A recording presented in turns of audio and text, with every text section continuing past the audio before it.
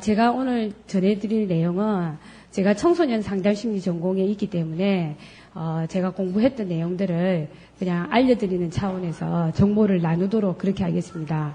그래서 여기에 오신 모든 분들이 오늘 이런 모임이 왜 있는지 다 알고 있을 줄 믿습니다. 그래서 어떤 목적을 기대하시고 자리에 하셨는데요.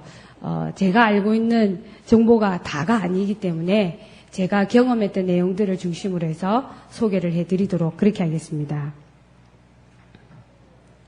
예. 다음 페이지 넘겨주세요. 예.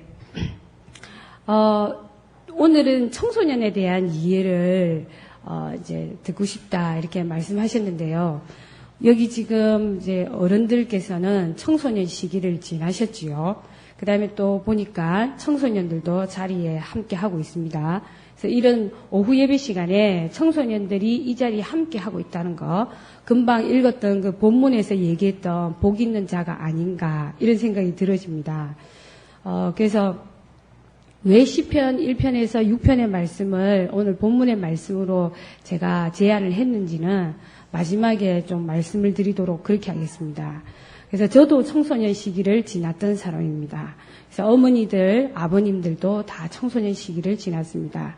그러나 우리가 살았던 그 사회 분위기와 현재 우리 청소년들이 살아가는 사회 분위기는 너무나 다르기 때문에 사실은 그 청소년 시기를 지나가지만 과거에 우리가 청소년 시기를 지났던 그 어떤 형태와 지금 청소년들이 지나는 시점과는 차이가 많이 있습니다. 그래서 기성 세대가 되는 부모님 세대, 교사 세대들이 그런 말씀을 많이 하시죠. 요즘 청소년들은 참 이해할 수 없다. 그러나 제가 청소년 시기를 지날 때 우리 부모님이나 교사들 역시 참 저 청소년들 이해할 수 없다. 이런 얘기를 많이 했을 거라 생각이 들으십니다. 성경에 보면 제가 뭐 신학을 공부 안 했기 때문에 성경에 대해서 잘 모르지만 우리 성도님들처럼 성경을 읽고 있지 않습니까? 성경을 읽어보면 예수님이 우리에게 그 사명을 하나 주셨죠. 명령을 하나 주셨죠. 그 명령이 뭐냐면 혹시 아시는가요? 네, 뜬금없이 질문해서 죄송합니다. 가까이 아마 계셨다면 답변을 하셨으리라 생각이 들어집니다. 하나님을 사랑하고 내 이웃을 내 몸과 같이 사랑하라. 그렇게 하셨죠. 그리고 그래서 기독교의 이렇게 대표적인 명사 하면 사랑입니다. 그렇죠? 그래서 이 사랑이 어디까지 실천되기를 원하느냐 하면 원수를 사랑하라. 여기까지 얘기하고 있습니다. 근데 혹시 성도님들은 살아가면서 원수를 경험한 적 있으십니까? 예. 저도 한번 경험한 적 있는데요. 그 원수 사랑하는 것이 쉬운 것이 아닙니다. 그래서 말처럼 원수를 사랑하라. 참 쉽지 않은 일입니다. 그렇죠? 근데 사랑하기 위한 어떤 출발점이 있다고는 생각이 들으십니다. 그래서 사랑하기 위한 출발점이 뭐냐? 그건 뭐인 것 같습니까? 예, 또 역시 관점에 따라서 다 다르게 얘기할 수 있는데요. 저는 청소년 상담 심리를 공부하면서 그렇게 생각이 들었습니다. 사랑할 수 있는 출발점은 상대방을 진정으로 있는 그대로 받아들이면서 이해하는 것이다 라는 생각이 들었습니다. 그렇게 하다 보면 그렇죠, 마음에 맞지 않는 대상도 사랑할 수 있지 않을까라는 생각이 들어집니다. 그래서 이 시간에는 우리가 청소년들을 바르게 지도하고 싶죠. 부모님도 그렇고 교사도 그렇고 특히 교사의 사명을 가지시고 지금 봉사하신 여러 선생님들, 청소년, 자기에게 이렇게 맡겨진 청소년들을 제대로 가르치고 싶지 않으신 분이 누가 있으시겠습니까? 그래서 특히 우리나라는 그 어떤 문화적인 배경 속에서 교육을 받아야만 출세할 수 있다. 이런 어떤 기본적인 생각을 가지고 있기 때문에 자녀 교육이나 하여튼 교육에 대해서 많은 관심을 가지고 있습니다. 그래서 교육에 대해서 얘기하라 이렇게 하면 정말로 그 교육학자들보다 더 유식하게 말씀들을 하실 수 있습니다. 그래서 참 교육에 대해서 관심 많다는 얘기고, 그 말은 자녀나 그다음에 나에게 맡겨진 청소년들을 잘 지도하고 싶다라는 것이죠. 근데 왜 그렇게 잘 지도를 했음에도 불구하고 비행 청소년이 나타나고 말 안 듣는 자녀가 나타날까요? 이제 그것은 그 자녀에게도 문제가 있겠지만 내가 자녀에 대한 양육의 방식이나 그 다음에 티칭의 방식에 문제가 있다는 것을 의미하고 있습니다.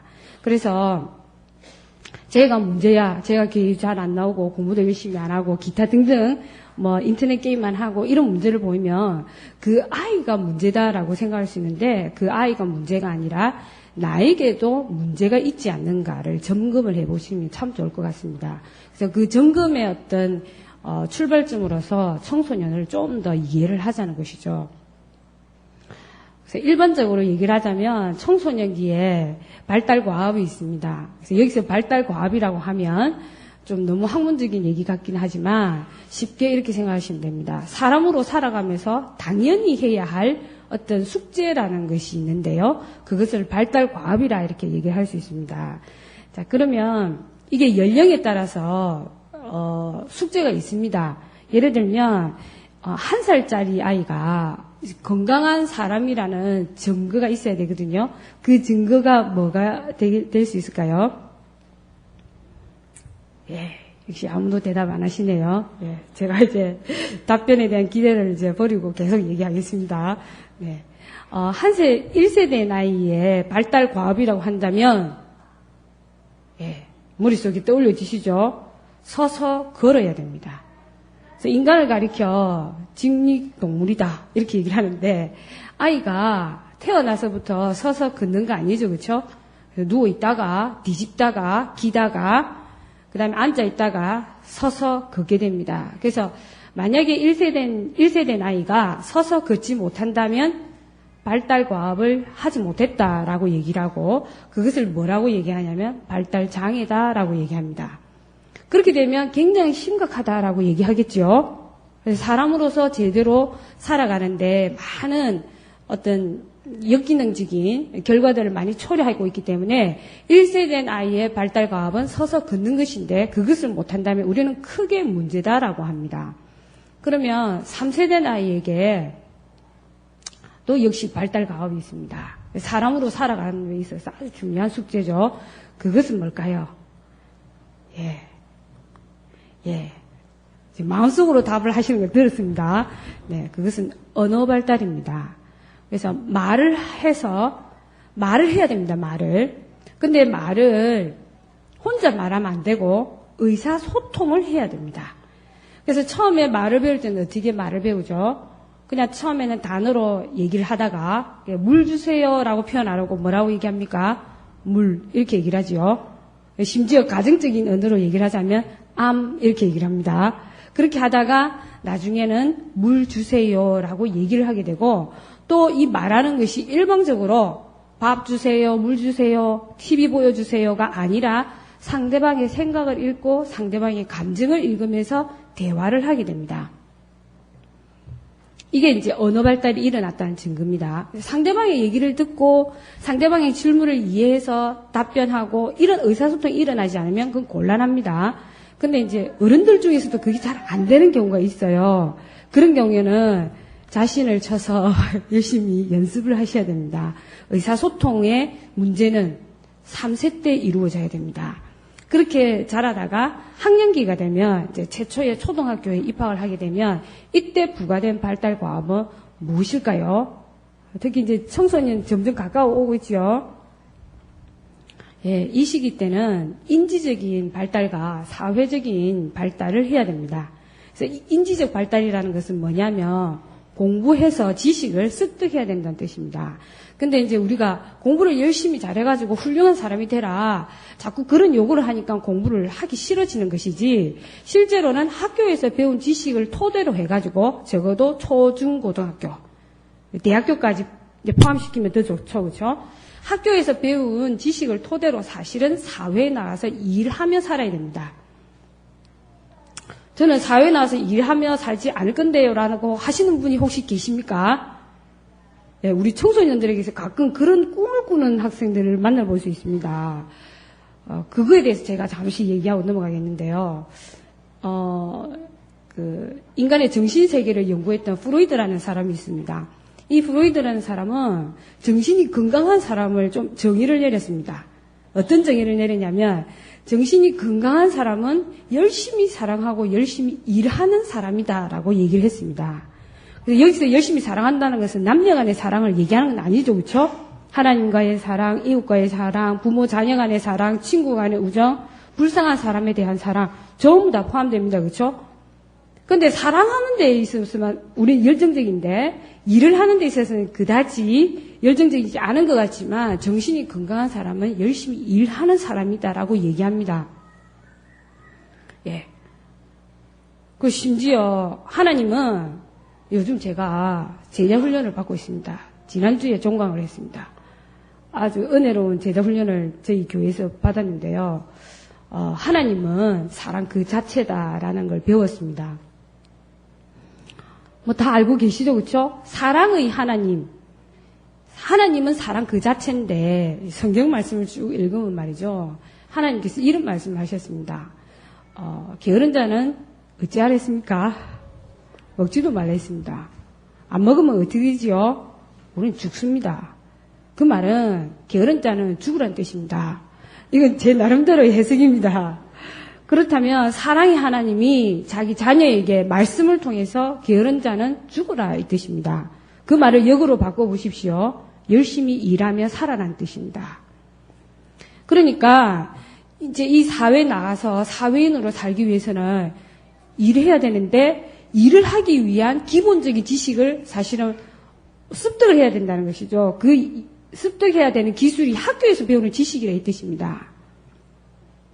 그래서 인지적인 기술을 배워야 된다는 것이고, 그 다음에 사회적 기술이라는 말은 무슨 말이냐면, 저기 우리 예쁜 꼬마들 오늘 앞에 나와서 정말 그 꿈나무 교회라고 돼 있던데요. 아마 연지교회 주일학교에 소속된 아이들이겠지요.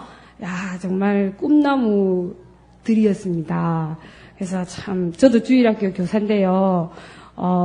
저도 가서 우리 학생들에게 힘차게 찬양해라라고 가르치고 싶은 마음이 막 불끈불끈 솟았습니다. 참 그 꿈나무 교회 어린이들 찬양도 열심히 잘하던데요. 이 어린이들이 유아기 때는 전부 다 자기 집에서 공주와 왕자입니다. 최고란 뜻이죠, 그렇죠? 근데 학교 오면 결국에는 공주와 왕자들이 모였죠, 그렇죠? 그래서 막 서로 공주다 왕주다 이렇게 하면서 싸움합니다. 그러다가 이제 그렇게 하다가 안 되겠다라는 걸 터득하게 되죠. 그래서 그런 이제 관계 속에서 사회적인 존재가 사회적으로 살아가는 기술들을 배우게 되는 것입니다. 그래서 하나님은 우리를 혼자 그러니까 홀로 살 수 있도록 만드신 것이 아니라 관계 속에서 사회적인 관계를 맺으며 살 수 있도록 그렇게 만드셨습니다. 그 증거를 어디서 찾을 수 있냐 하면 창세기에 찾을 수 있지요. 아담이 혼자 있는 것이 좀 보기 안 좋다 해가지고 하와를 만들어 주셨죠. 예, 그 말은 하나님께서 우리 사람들은 더불어 살아다 사회적인 존재로 만드신 거지 자기 혼자 다른 사람과 관계를 단절하고 살아라고 그렇게 만들지 않으셨다는 뜻입니다. 그래서 실제로 정신과에 가면 말이죠. 이상 심리학에서 뭐라고 얘기하냐면, 만약에 나는 다른 사람과 전혀 관계하지 않고, 다른 사람과 말하지 않고, 나 홀로 살 거예요. 라고 고집하는 사람들 있잖아요.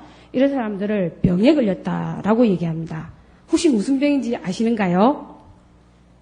여러 가지 병명들이 있는데요. 대표적으로 자폐증.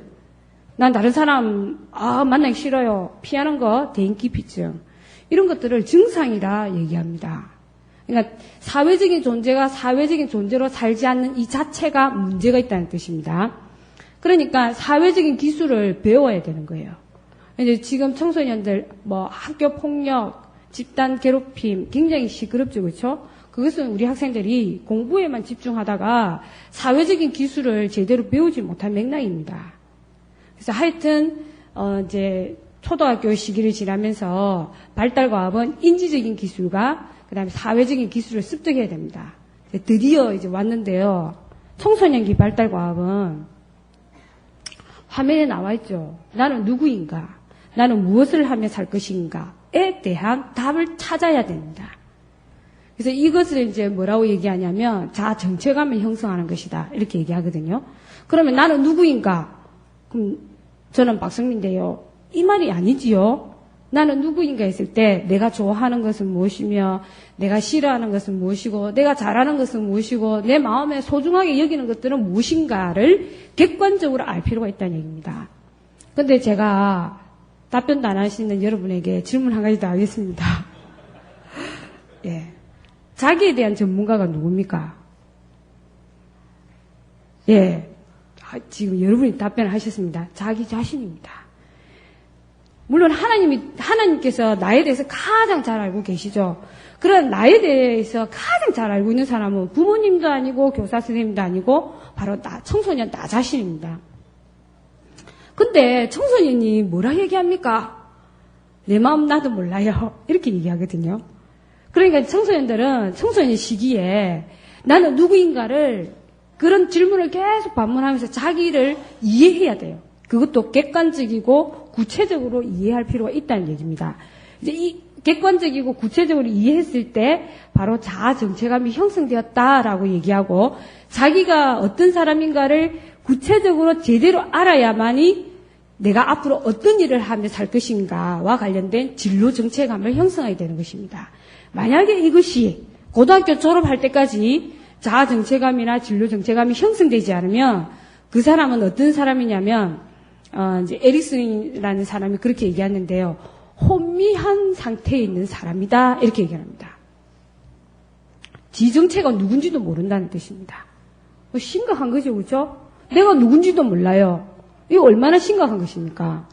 그래서 이제 청소년기에 이제 발달 과업은 자기가 누구인지를 알아야 된다는 것입니다.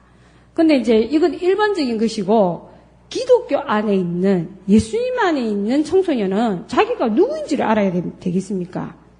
주 안에 속하여 있는 자기 자신을 이해해야 된다는 뜻입니다. 예, 그 다음 페이지 넘겨주세요. 네. 자, 근데 이제 이 청소년 시기가 되면은 나는 누군가, 나는 무엇을 할 것인가, 이게 하루 만에 탁 답이 나오는 것이 아닙니다. 마치 어린아이들이 배변 훈련을 할 때, 똥오줌 가리기를 할 때 그게 하루아침에 딱 됩니까? 하루아침에 안 된다는 거 아시죠? 예, 아주 오랜 동안 똥오줌 가리는 배변 훈련을 계속 해야만이 그 똥과 오줌을 제대로 가리게 됩니다. 지금 여러분 그것 때문에 힘드신 분 아무도 안 계시죠?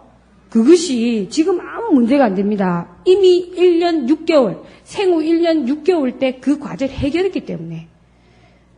근데 이제 청소년 시기에 내가 누군가, 내 이름은 알지만 내가 도대체 어떤 사람인가, 이걸 계속 반문하고 그 답을 찾는 그것이 이제 쉬운 일이 아니라는 얘기입니다. 이런 어떤 갈등 속에서 청소년들은 자아 중심적인 조금 비합리적인 사고를 발달시키게 됩니다. 엘킨드라는 사람이 얘기를 했습니다. 그 비합리적인 사고의 대표적인 것이 이제 자아 중심성인데, 여기 자아 중심성에 어떤 내용이 두 가지 있냐면, 첫 번째가 상상적 청중이라는 것과 그 다음에 개인적 우화라는 것이 있습니다. 여기서 상상적 청중이라는 말은 무슨 말이냐는 말이죠. 지금 제가 요 무대 위에 서 있죠, 그렇죠? 그리고 여러분들 청중 아닙니까? 청소년이 그렇게 생각하고 있는 겁니다. 자기가 무대 위에 서 있다 생각하고 청중에 있는 사람들이 전부 자기를 보고 있다라고 생각을 하는 것입니다. 항상 누군가가 나 자신을 지켜보고 있다, 관심을 가지고 지켜보고 있다, 이렇게 하는 겁니다. 그러니까 자기 자신에 대해서 타인의 반응에 대해서 예측하고 그 다음에 또 억측을 하면서 행동에 제약을 받는 거죠.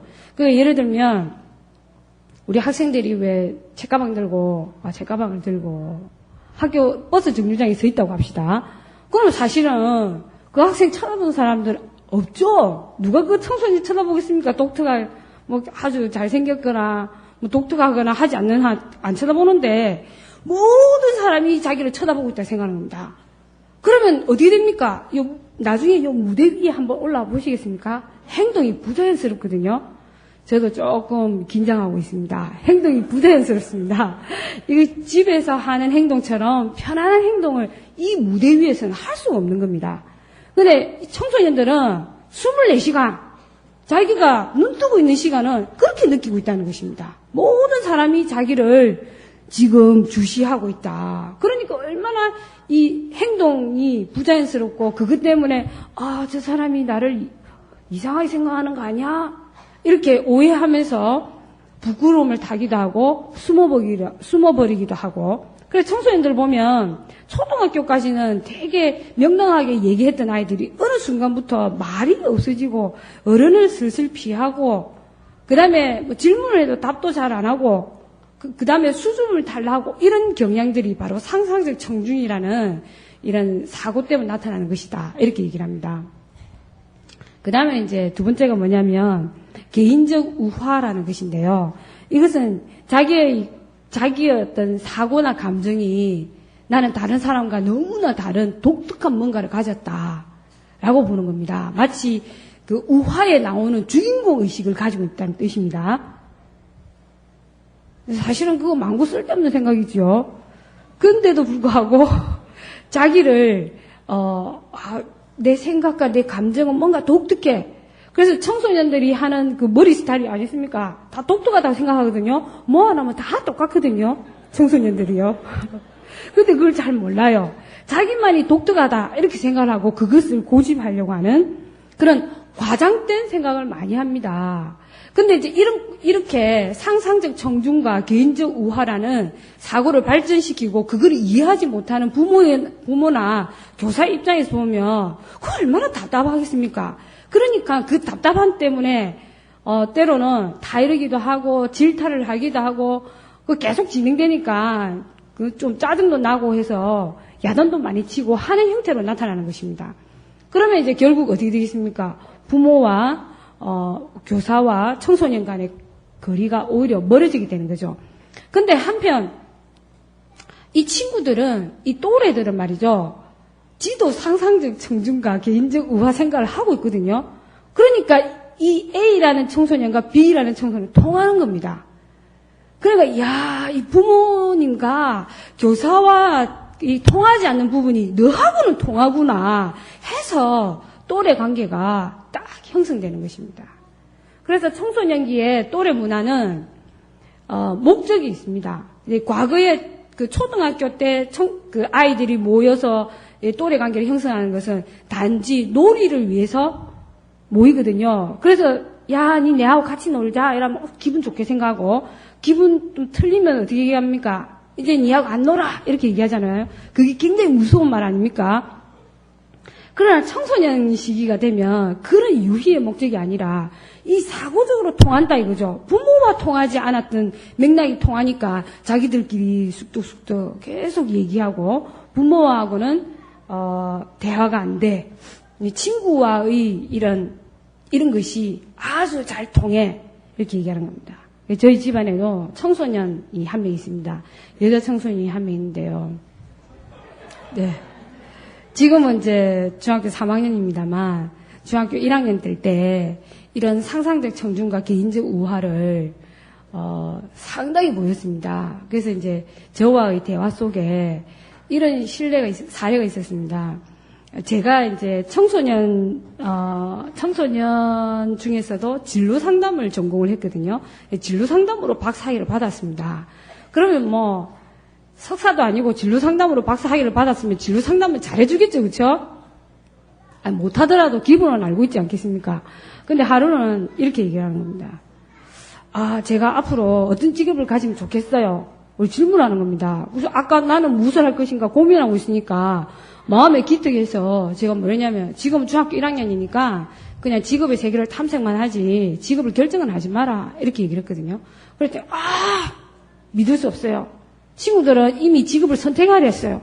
저는 직업을 선택할 거예요. 이렇게 나가면서 저의 말을 100% 이제 거부하는 현상들이 나타났습니다.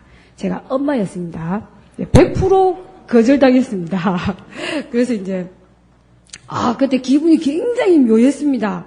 그래서 심지어 이제 주변에 있던 가족들이 뭐라고 얘기했냐면 그래도 진로 상담 전공했는데 이렇게 얘기를 해줌에도 불구하고 아니에요. 우리 친구들이 그러는데요. 그건 그렇게 하면 안 된댔어요. 이렇게 얘기를 하는 겁니다. 그래서 이제 제가 저 상상적 청중과 개인적 우화, 청소년기 발달 특징을 조금 알고 있었기 때문에 이제 뭐라고 얘기했냐면 그래, 너희 친구들이 맞을 수도 있어. 그러나 내 의견은 이래. 참고해봐. 이렇게 했습니다. 내 말이 맞아. 내 말대로 해야 돼. 이게 아니었어요. 그 청소년 발달 특징을 아니까 제가 그랬습니다. 근데 한 6개월 정도 다 친구 말이 맞다고 제 말은 틀렸다. 계속 그렇게 진행이 되었는데 6개월 딱 지나니까 어느 날 이렇게 얘기를 하더군요. 엄마 말이 다 맞는 것 같았어요. 그래서 그 다음부터는 아주 중요한 결정을 하게 될 때 저하고 이제 얘기를 하게 되는 것입니다. 잠깐 사례였습니다. 예, 넘겨주세요.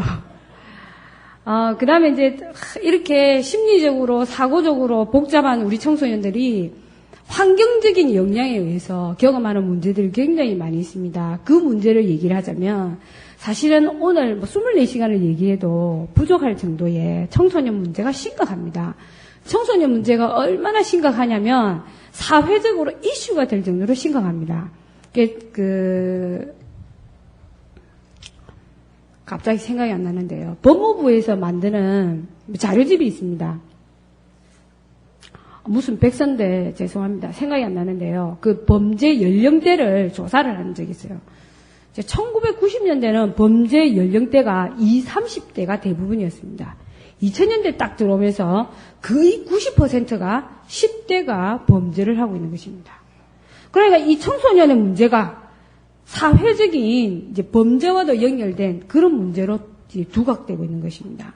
그래서 굉장히 심각한 그런 경우인데, 근데 이런 어떤 환경 속에서 현재 청소년들이 경험하고 있는 문제들, 대표적으로 첫 번째가 학업 문제입니다. 그래서 이 학업 때문에 시험 불안도 경험하고, 공부를 했는데도 성적이 잘 안 나요. 내 좀 멍청한 사람 아닌가 몰라요. 이렇게 열등감을 많이 느끼고, 막 공부해도 안 되는 거 말하겠노? 막 공부하지 말자. 이렇게 학업에 대한 무관심을 보이기도 하고, 그 다음에 공부를 아주 잘했던, 전교 1등 하던 어떤 학생은 전교 2등 했다고 자살하고, 굉장히 심각하죠? 이거 이제 학업 문제 심각합니다. 그렇죠? 그래, 내가 향후에 꿈이 있고, 이 꿈을 이루기 위해서 내가 단지 훈련의 과정으로 공부할 것이다. 이런 마인드를 가진다면, 공부하는 거 즐거운 일이 될 수 있죠. 그 다음에 이제 진로 문제입니다.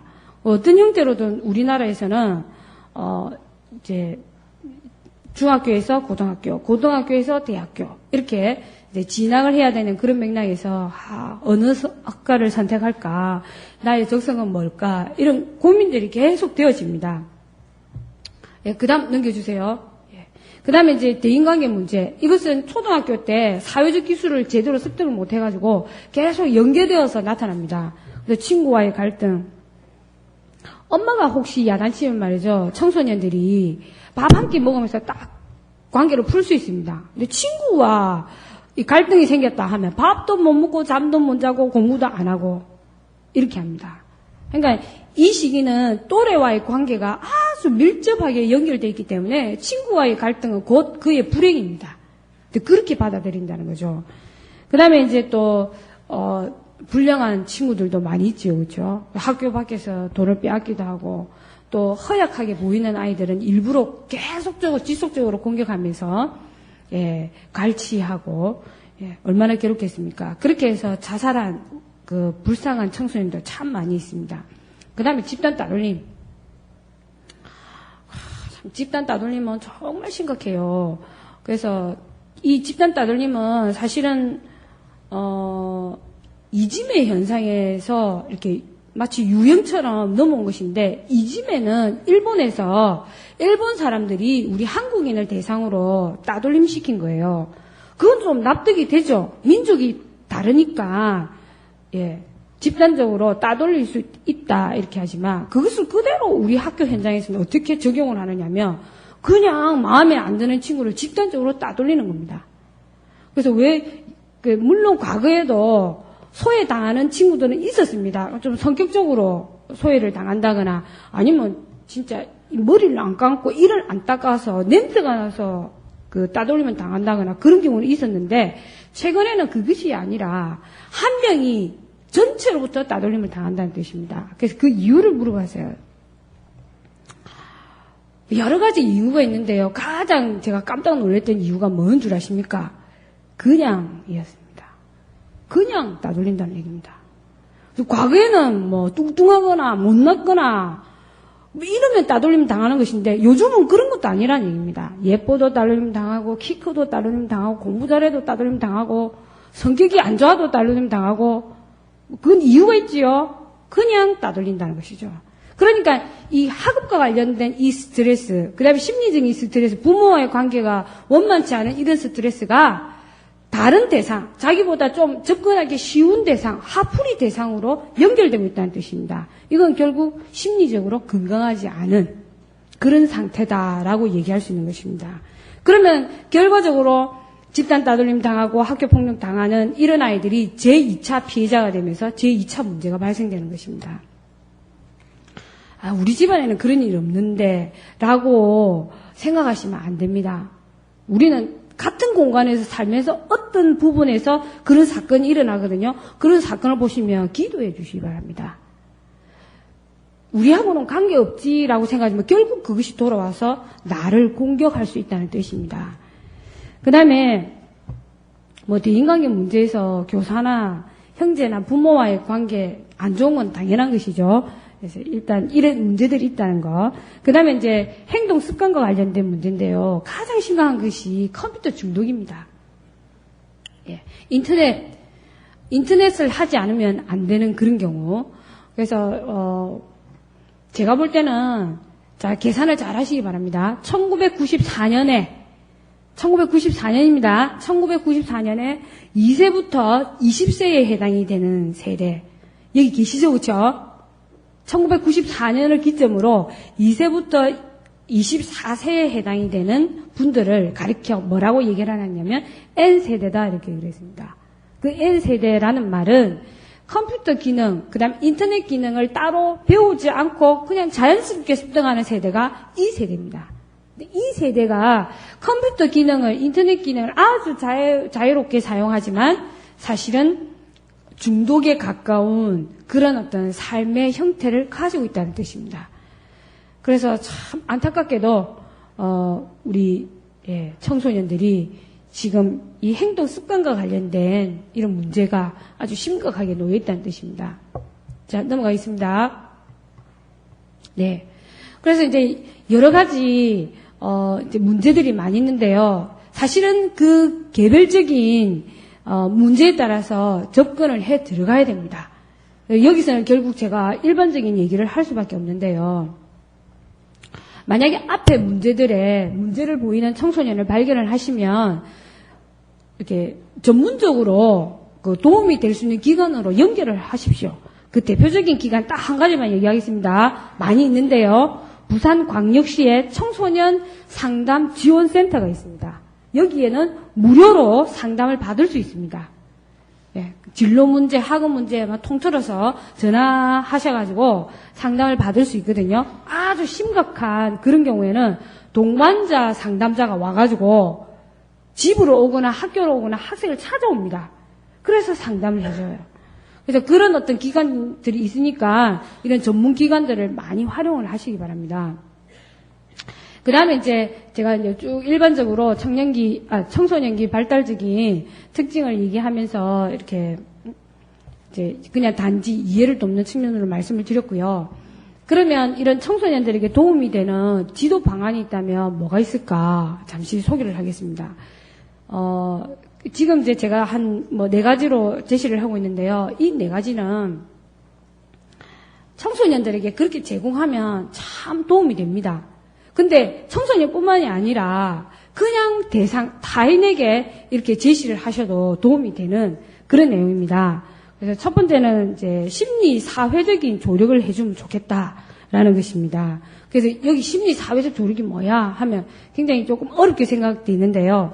인간적인 배려와 관심을 가져라 이 뜻입니다. 인간적인 배려와 관심을 가져라 이 뜻입니다. 그것을 다른 말로 하자면 수용이다라고 얘기를 하는데 부모님들에게 물어보면 자기 자녀에 대해서 인간적인 배려와 관심을 가지지 않은 부모님이 어디 있습니까? 라고 반문할 수 있거든요. 그런데 잘 점검을 해보시기 바랍니다. 그렇지 않은 경우가 종종 있다는 뜻입니다. 그래서 여기서 수용이라는 의미를 잠시 말씀드리겠는데요. 수용이라는 말은 어떤 의미냐면, 어떤 의미일 것 같습니까? 바로 이겁니다. 그 찬송가에도 그 있는데, 내 모습 이대로 날 봐두옵소서 있지요? 우리는 하나님께 내 모습 이대로 하나님 제발 좀 잘 봐주세요. 이렇게 얘기를 하면서 실제로 보이는 대상에게는 그렇게 잘 안 한다 이 뜻입니다. 수용이라는 말은 상대방이 가지고 있는 단점 혹은 장점을 평가 안 하고 인간 그 자체로서 안아주는 것입니다. 왜 그래야 되느냐 하면, 근데 사실 안 그렇게 하잖아요. 예를 들면, 아, 철수야, 너 수업 시간에 너무 조용하구나. 아, 착해. 수업 시간에 조용했다는 조건 때문에 지금 좋아하는 겁니다. 그렇죠? 무조건 수용하는 자세는 아니죠, 이게. 그 다음에, 아, 영희야, 너 참 예쁘구나. 긍정적인 메시지를 주지만 그것이 뭐예요? 예쁘다는 조건이 깔려 있는 것이죠. 근데 여기 수용이라는 말은 조건이 없는 것입니다. 그 개인이 가지고 있는 장점과 단점을 전혀 평가 안 하고 인간 그 자체로 안아주는 것이거든요. 그러면 왜 그래야 되느냐면, 올포터라는 사람이 그런 말을 했습니다. 자, 저나 여러분들은 이 세상에 한 명입니까? 두 명입니까? 한 명이지요? 그러면 지금 수평적으로 딱 봤을 때 지구상에서도 한 명입니까? 두 명입니까? 한 명 아닙니까? 그러면 하나님께서 태초에 아담과 하와를 창조해서 지금 2008년 6월 28일까지 나라는 존재가 한 명입니까? 두 명입니까? 한 명입니다. 다이아몬드가 왜 비쌉니까? 예, 귀하니까 비싸거든요. 그 다이아몬드도 돌멩이입니다. 그런데 왜 그것이 비싸냐면 그게 희귀하기 때문에, 귀하기 때문에 비싸다 이 뜻입니다. 그러면 나와 여러분 개개인은 하나님이 창조하신 유일한 존재라 이 뜻입니다. 엄청난 인류 역사 속에 여러분과 저 그리고 우리 청소년은 단 한 사람밖에 없는 존재라 이겁니다. 그러니까 당연히 사랑받아야 된다는 뜻입니다. 왜 잃어버린 한 마리 양을 찾아가야 된다는 것이 여기하고도 통하는 것입니다. 한 사람밖에 없는 귀한 존재이기 때문에. 달이 한 개지요. 태양도 한 개입니다. 달과 태양이 하나이듯 내가 하나라는 뜻입니다. 그래서 우리는 상대방의 어떤 장점이나 단점을 가지고 그 사람을 대하는 것이 아니라 인간 그 자체로서 하나님으로부터 지원받은 존재이기 때문에 사랑해야 된다는 뜻입니다. 근데 하나님은 그냥 우리를 창조하신 것이 아니라 알고 계시죠? 하나님의 형상대로 창조되어져 있습니다. 그러니까 지금 말 안 듣는 청소년은 당연히 사랑해야 된다는 뜻입니다. 근데 제가 여기까지 얘기하면 그건 우리도 아는데요 라고 하실 수 있습니다. 지금 성경에서 가르치는 내용이니까. 근데 이걸 어떻게 하느냐, 행동적으로 해야 되겠죠. 행동. 예, 행동으로 해야 됩니다. 근데 제가 공부하는 영역은 머릿속에 있는 것이 아니라 실천하게 하는 내용입니다. 그러면 이제 수용의 예를 하나 들어보겠습니다. 수용의 예. 어떻게 하는 것이 수용이냐. 일단 언어적으로 해주면 됩니다. 어떻게 하느냐면 이제 엄마가 노크도 없이 딸방에 탁 들어갔습니다. 그랬더니 이 청소년 딸이 이렇게 얘기합니다. 엄마! 노크도 없이 들어오면 어떻게 해요? 여기 내 방인데. 이렇게 말하는 딸에게 어떻게 반응을 하고 싶습니까? 내가 지금 막 여기 저기 웅숭숭합니다. 그 얘기를 잠시 하겠습니다. 와, 내가 들어오면 안 되나? 이렇게 얘기하실 수도 있고, 네가 이 집에 살 때 네 돈 얼마 못했노? 이렇게 얘기할 수도 있고, 아니 버리장머리 없이 왜 이런 반응을 보이는 거냐? 늘 너는 짜증만 보이느냐? 이렇게 반응하실 수도 있고, 또 착한 좀 위축된 엄니는 그래 미안해 놓고 갈게 이런 반응을 할 수도 있죠. 지금까지 했던 반응들은 수용과는 전혀 거리가 먼 것입니다. 수용을 했을 때 그 결과는 뭘로 나타나야 되느냐면 상대방의 성장으로 나타나야 됩니다. 그래서 수용은 이렇게 하는 겁니다. 아까 장점과 단점을 평가 안 하고 인간 그 자체로 안아주는 것이랬지요. 너도 이제 많이 컸다는 게로구나. 그래서 너만의 시간을 가지고, 너만의 공간을 가지고 싶은 게로구나. 라고 얘기해 주는 것이 바로 수영입니다. 예. 그렇게 하면 그 다음번에는 동일한 일이 벌어져도 그렇게까지는 반응 안 한다는 것이죠. 예. 시간이 없는 관계로 넘어가겠습니다. 그 다음에 이제 심리사회적으로 조력을 해주라는 말은 또 다른 말이 뭐냐면, 부모님이 상담을 해주면 좋겠지만, 그렇게 기술적으로 할 수 없다. 그러면 들어주기만 하셔도 됩니다. 상담에 있어서 가장 좋은 기법이 뭔 줄 아십니까? 경청입니다. 그래서 내가 좀 속상한 일이 있을 때에, 밤 12시에 전화를 해가지고, 봐라, 내 얘기 좀 들어봐라. 이러면서 내 얘기를 막 들어주는 누군가가 있다면 그 사람은 상담자를 가지고 있는 효과를 갖고 있습니다. 그냥 내가 기분 나쁜 얘기를 전부 다 하기만 해도 속이 후련해지죠. 그런 대상이었으면 하나님께 그 얘기를 하면 되는 겁니다. 기도하면서. 기도라는 것이 막 거창하게 하실 필요 없이, 제가 오늘 이런 불편한 일을 경험했는데요. 라고 막 얘기를 하는 것도 이 심리적으로 굉장히 건강해집니다. 그래서 열심히 경청만 해주셔도 효과가 있는 겁니다. 야, 니 또 너 친구 때문에 이런 얘기를 하냐? 니 또 이번에 시험을 못 쳐가지고 또 핑계를 대느냐? 이렇게 하지 마시고 그냥 끝까지 들어주십니다. 그 다음에 가끔씩 자기 노출을 해주십니다. 근데 자기 노출이라는 말은 부모님이나 교사가 유사한 자기 경험을 탁 얘기해 주는 것입니다. 근데 보통 부모님들이 의자십니까? 공부 못해온 자녀에게 의자입니까? 나는 공부 잘했는데 니는 왜 이런노? 이런 얘기를 참 많이 하시거든요. 근데 나도 중학교 2학년 됐을 때 수학이 너무 어려웠거든. 그랬는데 그래도 수학을 피하지 않고 계속 했더니 성적이 차츰차츰 올라가더라. 그러면서 자기가 공부했던 방식을 가르쳐 주는 것도 굉장한 조력이 될 수 있습니다. 이거는 거의 상담 기법에 가까운 조력이 되는 겁니다.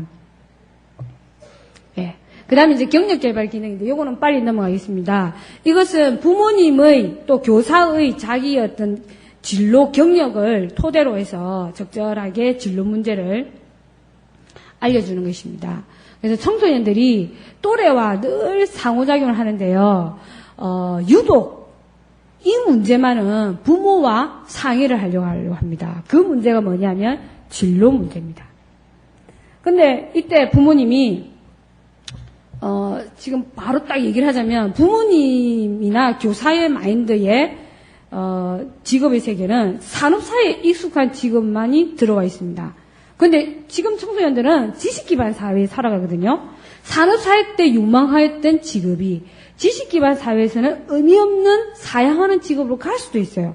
그런데 자꾸만 부모님의 시대 때 의미 있었던 직업을 강요하면 안 됩니다.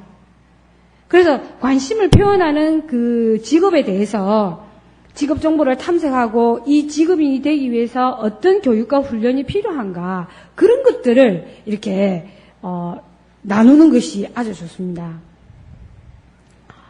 그와 관련된 사이트를 잠시 알려드리겠는데요. 제가 여기 표현을 못했습니다. 죄송합니다. 받아 적으실 수 있으면 받아 적으시면 좋겠습니다. W 3개는 들어가고요. www.work.go.kr work.go.kr인데 여기가 노동부 네, 지금 바로 입력이 됐습니다. 노동부에 있는 고용정보 네트워크입니다. 여기 들어가시면 청소년들에게 도움이 되는 직업심리검사, 직업정보, 그 다음에 취업 프로그램, 다양한 것들이 있습니다. 심지어 우리 부모님이나 교사들이 혹시 이직을 하시고 싶어도 구직 등록을 하시면 연락이 옵니다. 그래서 취업이 되기도 하는 그런 사이트입니다. 활용을 하시면 전 국민이 활용할 수 있도록 만들어 놓은 사이트입니다. 그러니까 괜히 다음이나 네이버 그런 데 가지 마시고 의미 있는 사이트 활용하시기 바랍니다. 청소년 여러분들. 예, 그 다음 페이지입니다. 그 다음에 이제 역할 모델이 되어 주시는 겁니다. 예.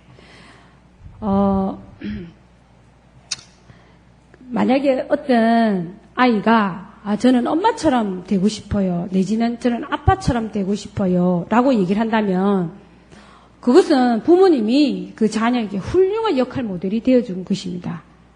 그러니까 자꾸만 언어적으로 청소년들을 지도하려고 하지 마시고요. 행동으로 하십시오. 그러니까 공부해라 이렇게 말씀하지 마시고 어머니께서 TV를 끄시고 책을 보십시오. 보실 책이 없으면 성경을 보시거나 책을 보십니다. 이것이 공부할 수 있는 마인드, 공부하고 싶은 마음을 심어줍니다. 부모님은 즐거운 거 하면서 너희는 시험기간이니까 공부해라. 안 됩니다. 그 다음에 자 그래도 신앙생활 잘해라 라고 얘기할 수 있겠죠. 부모님이나 교사가 신앙생활 잘 안 하면서 자녀에게 그렇게 말할 수 없는 것이죠. 특히 초등학생과 중고등학생은 말이죠. 많이 배울 수가 있는데 보고 많이 배웁니다. 타인의 행동을 보고 흉내내면서 많은 것을 배우게 됩니다. 그래서 부모님이나 교사들은 좋은 역할 모델이 되어줘야 되는 것입니다. 그 다음에 우정보호기능이라 해가지고 친구와 같은 우정관계를 유지하라 이겁니다. 자꾸만 교사나 부모가 어떤 권위자적인 입장으로 접근하지 마시고 나는 너 말을 들어주는 친구와 같은 존재다 라는 그런 접근을 하시는 것이 좋다는 뜻입니다. 네, 넘어가겠습니다. 그 다음에 이제 여러 가지 말이 있는데요. 죄송합니다. 제가 몇 시까지 해야 되죠? 네. 예, 계속 하면 됩니까? 네. 아니, 죄송합니다. 제가 시간을 지키는데, 아까 목사님께서 50분만 하라고 말씀하셨는데, 그 50분이 3시 50분까지인지, 제가 말하기 시작한 50분인지, 제가 갑자기 헷갈려가지고, 죄송합니다. 예, 빨리 마무리 짓도록 하겠습니다. 예. 이제, 우리는, 아까도 제가 말씀드렸지만, 하나님께서는 우리를 사회적인 존재로 만드셨습니다. 사회적인 존재로 만들었기 때문에 우리 사회적으로 소통하며 살아가거든요. 사회적으로 소통이 안 되니까 요즘 유행하는 용어가 소통이라는 용어가 굉장히 부각이 되고 있습니다. 소통을 해야 됩니다.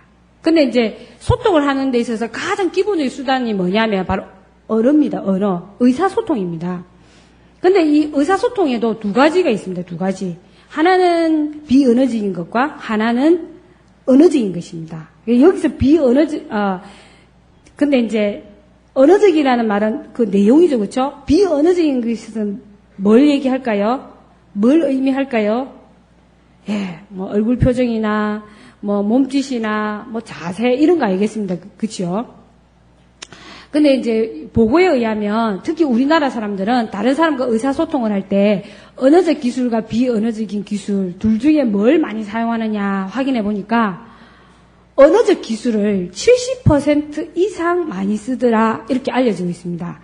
근데 이 비언어적 기술을 다른 우리 쉬운 말로 옮기면 뭐라고 얘기할 수 있냐면 그걸 눈치라 이렇게 말을 할 수 있습니다. 그래서 진짜 답답하게 의사소통하는 사람을 가르쳐 우리 뭐라고 얘기합니까?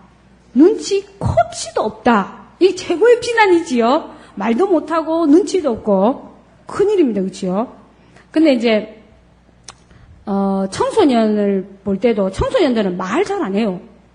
청소년들이 말을 잘할 때는 자기 친구들끼리 있을 때입니다. 그러면 교사나 부모님이 접근할 때 말을 안 하기 때문에 뭘 보면 되느냐면 비언어적인 걸 보면 됩니다. 여기서 비언어적이라는 말은 솔러라는 약으로 얘기할 수 있는데요. 이 솔러를 이해를 하시면서 이걸 기술로 익히시기 바랍니다. S라는 말은 스퀘어리라 해가지고 똑바로 쳐다보는 겁니다. 똑바로 쳐다보셔야 됩니다. 째려보라는 말이 아닙니다. 그러니까 이제 관심 있다는 표현이 똑바로 쳐다보는 겁니다. 자녀가 청소년이 얘기할 때 똑바로 쳐다보라는 얘기입니다. 다른 일 하시면서 하지 마시고.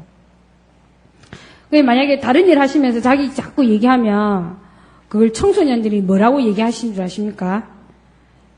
이거 욕이 아닙니다. 청소년들이 한 용어입니다. 그걸 쌩 깐다라고 표현합니다. 예. 청소년들이 하는 언어들도 굉장히 독특한 언어들이 많이 있거든요. 쌩 까시면 안 되는 겁니다. 똑바로 쳐다봐야 됩니다.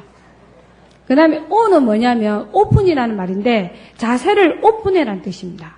대체로 이렇게 팔짱을 끼거나 이렇게 다리를 꼬거나 하는 것은 뭔가 나는 너하고 생각이 다르다라는 걸 시사하고 있어요. 그래서 편안하게 이렇게 열어주는 것이 필요하고요.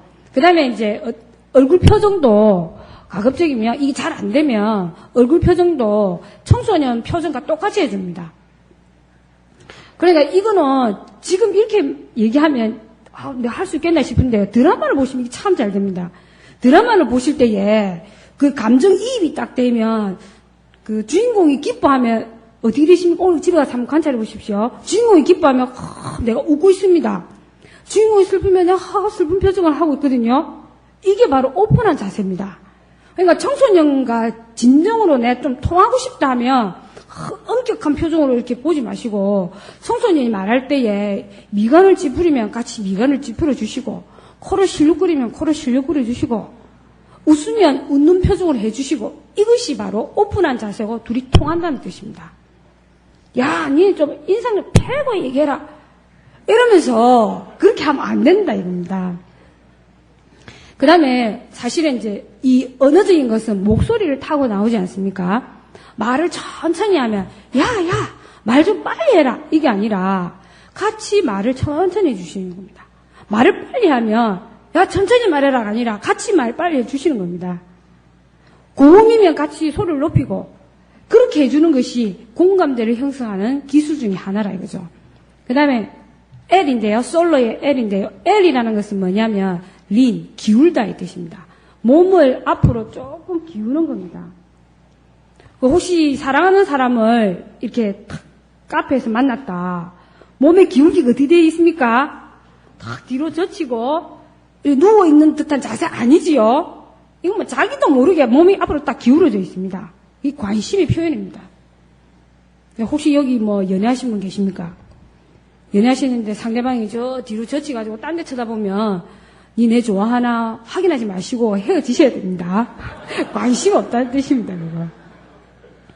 그 다음에 E는 eye contact라는 것인데요. 시선 접촉입니다. 딱 시선을 따뜻한 시선을 보면서 대화를 하시는 겁니다.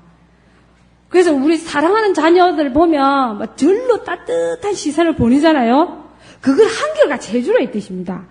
성적 별로 안 좋네 이러면서 날카롭게 쳐다보지 마시고 그 다음에 이제 R은 릴렉스 해가지고 내가 편안한 자세를 긴장하지 않고 접근하는 것입니다. 그 말은 내가 감정을 실어서 얘기하는 것이 아니라 받아들이면서 얘기하는, 공부를 못하면 못하는 대로 지 잘났다고 생각하면 지 잘났다고 생각하는 대로 받아들이라 이겁니다. 그러면 사람은 자기가 진정 수용받는다는 생각이 들면 자기를 성장시키고 싶은 이 욕구가 발생하게 돼 있어요. 그것은 하나님이 만드신 심리적인 기제입니다. 그래서 진정으로 상대방을 위해주면 나도 한번 발전해볼까 라는 성장의 욕구가 올라온다는 것입니다. 자, 그 다음 페이지입니다. 그 다음에는 이제 뭐 공감을 해준다거나 넘어가겠습니다. 이제 질문을 하는 것인데 질문도 적절하게 잘해야 됩니다. 이제 궁금한 게 많죠. 공부 열심히 했나? 밥 먹었나? 어떤 친구하고 놀았나? 이렇게 물어보잖아요. 이런 질문을 하면 안 됩니다. 그걸 폐쇄형이라 하는데요. 제가 질문을 잠시 하겠습니다. 식사하셨습니까? 이건 대답하실 수 있죠. 식사하셨습니까? 하면 대답이 예, 감사합니다. 우렁찬 목소리 감사합니다. 대답이 예 혹은 아니오입니다. 이런 예와 아니오로 답이 들어오는 것은 폐쇄형 질문이라 이렇게 얘기합니다. 그런 질문을 하시면 안 됩니다. 공부했나? 예, 아니요. 하겠죠. 그렇게 하지 마시고 개방형으로 바꿔야 됩니다. 공부를 했을 것이다 라고 짐작하고 오늘 공부할 때 뭐 공부했을까? 이렇게 물어보는 것이 개방형입니다. 오늘 점심 때 뭐 드셨어요? 이렇게 물어보는 것이 개방형입니다. 어떤 행동을 했을 것이다 가정한 채 질문을 던지는 겁니다. 주말에 어떻게 보내셨어요? 이렇게. 주말에 공부했나? 이렇게 하지 말고. 개방형으로 질문을 하시기 바라고요. 그 다음에 이제 간접적인 질문. 제가 많은 걸 전달해 드리려고 많이 만들어 왔는데요. 중요한 것만 얘기하겠습니다. 간접 질문을 해야 됩니다. 여기 간접 질문이라는 것은 무슨 말이냐면 직접적으로 질문하지 말라는 얘기입니다. 직접적인 질문의 형태가 왜 혹은 무엇 때문에 이 말이 꼭 들어갑니다. 왜 공부 안 했니? 무엇 때문에 성적이 떨어졌니? 이렇게 하시면 상대방에게 비난의 느낌, 압박을 주는 느낌을 줍니다. 그래서 이때 어떻게 해야 되느냐면 공부를 안 했을 때는 특별한 이유가 있는가 봐. 성적이 떨어졌을 때 특별한 이유가 있는가 봐. 이렇게 직접적인 질문을 간접적인 질문으로 바꾸면 애들이 허심탄회하게 말을 터놓게 되어 있습니다. 왜 공부 안 했노? 이렇게 얘기를 하면 공부했어요! 이렇게 나옵니다. 근데 성적을 못 받을 만한 이유가 있었나 봐. 이렇게 하면 주저주저 나옵니다. 했는데요. 잘 안 나오네요. 자, 그 다음 넘어가겠습니다. 이 자기 공개는 아까 제가 잠시 말씀드린 것입니다. 넘어갈게요. 그 다음에 이제 I 메시지라는 것이 있습니다. 이것도 이제 의사소통을 할 때 상당히 도움이 되는 것인데, 우리 대부분 U 메시지를 많이 씁니다. 예를 들면, 막 학생들이 떠듭니다. 그럼, 여러분 조용히 해주세요. 이거는 U 메시지입니다. 근데 제가, 여러분 조용히 해주세요. 이렇게 좋게 얘기할 수 있지만 계속 떠든다. 그러면 어떻게 되겠습니까? 여러분, 좀 조용히 좀 해주세요. 이렇게 나가겠지요? 그 비난의 느낌이 있습니다. 이때 I 메시지로 바꾸라 이겁니다. I 메시지가 아주 효과적입니다. I 메시지는 어떻게 하느냐면 상황, 결과, 느낌 이 순으로 얘기를 하는데요. 상황이라는 것은 상대방의 행동을 얘기합니다. 여러분이 떠드니까 결과 제가 준비한 내용을 충분히 전달할 수 없을 것 같아. 그 다음 느낌 답답함이 느껴집니다. 이렇게 얘기하는 겁니다. 그러면 조용히 해주겠지요. 그 다음에 아무 연락도 없이 아이가 안 들어옵니다. 근데 한참 만에 늦게 들어왔습니다. 그럼 우리가 어떻게 합니까? 니는 핸드폰 말라 들고 다니노? 이렇게 야단치겠죠. 그러나 속으로 얼마나 걱정했습니까? 얘가 나쁜 학생들을 만나가지고 돈을 뜯기는 거 아이가 폭력을 당하는 거 아이가 온갖 상상을 다 하지 않습니까? 이런 걱정했던 거를 아이 메시지를 통해 전달해 주라 이겁니다. 첫 번째 상황. 네가 올 시간이 됐는데도 아무 연락이 없이 오지 않으니까 너의 결과입니다. 너에게 무슨 일이 생겼나 하는 생각이 들어. 느낌. 무척 걱정스러웠다. 이렇게 얘기하면 죄송해요. 제가요. 알을 다 써가지고요. 빌릴 만한 친구도 없고요. 다음부터는 그런 일이 없도록 노력할게요. 이렇게 되는 겁니다. 그 다음에 또 영희가 설거지를 해줬다. 아이고 우리 딸 잘 키웠다. 내가 잘 키운 보람이 있다. 이것도 뭐 좋은 메시지지만 그 유 메시지거든요. 이것도 아이 메시지로 바꿀 수 있습니다. 엄마 대신에 설거지를 해주니 결과 힘든 엄마를 돕는다는 느낌이 들어. 느낌 너무 행복하다. 이렇게 얘기하면 영희의 마음속에 선행을 한 것도 뿌듯한데 막 감동의 물결이 오는 것이지요. 그래서 이제 말 한마디를 가지고 천량빚을 갚는다 안 했습니까? 우리 청소년들의 예민해져 있는 청소년들에게 언어적이든 비언어적이든 그 접근의 방식이 그들을 수용하는 형태로 가야 되지 않나 생각이 듭니다. 자, 그 다음입니다. 이제 성경 구절이 나왔기 때문에 이제 마무리가 되겠죠. 그래서 제가 그냥 생각을 했습니다. 우리 청소년들은 이렇게 생각이 듭니다. 시냇가에 심은 나무가 시절을 쫓아 과실을 맺으며 그 잎사귀가 마르지 아니함 같으니 그 행사가 다 형통하리로다. 아마 하나님께서 주신 이 자라나고 있는 청소년들은 하나님의 기대하심이 이 구절과 같을 것이다 라는 생각이 듭니다. 근데 이 시냇가에 심은 이 나무가 말이죠. 과실을 맺고 그 다음에 그 행사가 다 형통하려고 하면 조건이 달려져 있습니다. 하나님께서 분명히 얘기하고 계시죠. 복 있는 사람이 되어야 된다는 뜻입니다. 예수님을 영접한 기독교인으로서 자아 정체감을 형성할 수 있도록 부모님과 교사 선생님이 도와야 될 것입니다. 그러면 복 있는 사람이 되면 어떻게 되겠습니까? 오직 여호와의 율법을 즐거워하여 그 율법을 묵상하는 자가 됩니다. 그러면 청소년기 그 격동의 시기를 지나더라도 하나님이 원하시는 훌륭한 열매 맺는 나무가 되어 있다는 뜻입니다. 예, 여기까지 하겠습니다. 기도하고 마치겠습니다. 하나님 아버지 감사를 드립니다. 하나님께서 예수님의 피로 세우신 이 연지교회에서 청소년들을 잘 교육시키기 위한 그런 바람으로 이 한자리에 모였습니다. 우리 하나님께서 부르신 우리 교사 선생님들에게 가르침의 은사를 더하여 주시고 그 가르침의 기술을 예수님의 가르침의 기술을 통해 배움받게 하시고 예수님이 우리를 온전히 사랑하셨듯이 인내하며 우리 청소년들을 사랑하여 우리 하나님이 주신 기업 이 청소년들을 훌륭하게 잘 키워서 다음 세대의 기독교의 역군들이 되며 하나님의 영광을 나타내는 그러한 귀한 사람들이 될 수 있도록 인도하여 주시옵기를 간절히 빌고나오며 이 모든 것